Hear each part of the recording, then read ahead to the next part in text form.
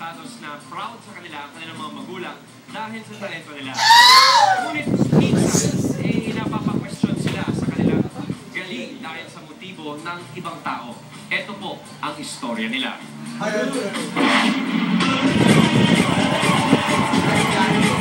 Hi! Second chance of course, nag-Boracay Phoenix Fire Dancer. Sana, pala rin. Of course, yung parents namin naging proud. Naging proud sila, even kahit hindi kami sa opisina, ganito lang yung trabaho namin. Wala kaming ballpen, wala kaming papel, wala kaming tablet o ano. Ako yung hawak namin. Actually, one time may nag-contact sa amin na kliyente. And we already said naka-confirm na yun na mag-show kami sa nila, sa event nila. But then, tumawag sa ulit kasi kinakailangan nila ng babae, requested with the client. So ngayon, nakapag-commit na kami sa kanila, and then wala akong may bibigay na babae. So yung mga show, instead na mapunta sa amin, napupunta sa ibang grupo. Napaisip ako parang hindi ba worth yung pinapakita sa talent ng mga grupo. So sinireject ko yung kung gusto niyo magkuha ng babae, tsaka wala kayong trust sa grupo namin, kumuha na kayo ng ibang grupo. So minsan napapaisip kami kung ano ba yung tinitingnan nila ng talent ba ng isang performer o yung kasarian.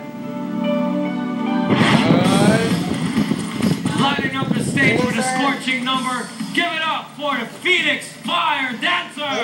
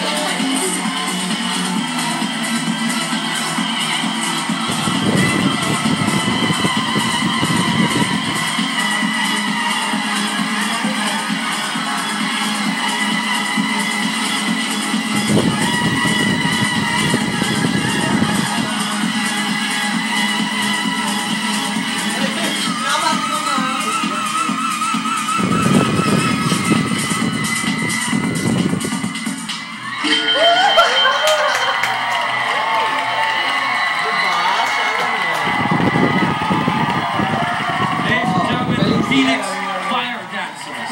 Oh, teka, baka tamaan ako. Okay guys, thank you very much. Ano face nyo? Ano sabi nyo? Sige, maaari nyo nang patayin muna ang mga boy. Guys, thank you. Phoenix Fire Dancers. Kainin mo.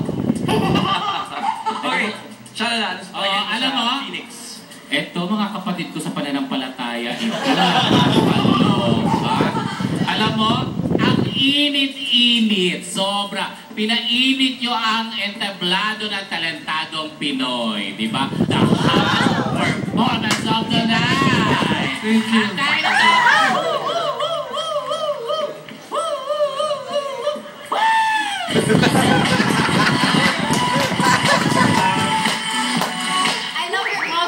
You guys look so fabulous. Parang naalala ko yung Blonde Ambition tour ni Madonna with the ruffles in Very Vogue. Diba?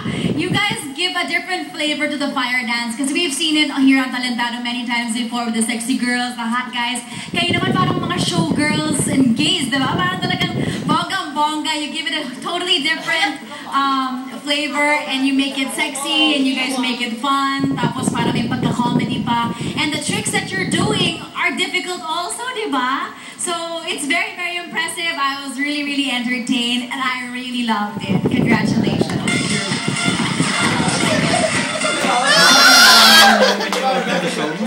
So, yung costume ninyo, alam nyo, sa dami na napanood natin tonight, tama yung sinabi ni Shala, I think kayo yung isa sa may pinakamagandang performance ngayong gabi. It was not a perfect act. May konting pagkakamali on his part, pero overall, yung concept, yung performance, yung show, maganda. At saka ikaw nasa gitna, kakaiba ka. Ikaw lang may pinakamalaking tiyan. But it was nice. It was good, well choreographed, properly practiced. Siguro, magandang score na ibibigay natin dito. Shalala. Ha? Thank you very much, Fan Scouts. Nagliliyap din kaya ating scores. Handa na ba kayo malaman? Okay, let's check the board.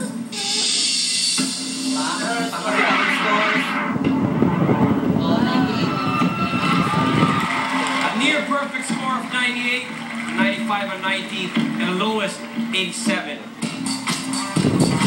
Phoenix Fire Dancers, 1/3 yan ang scores.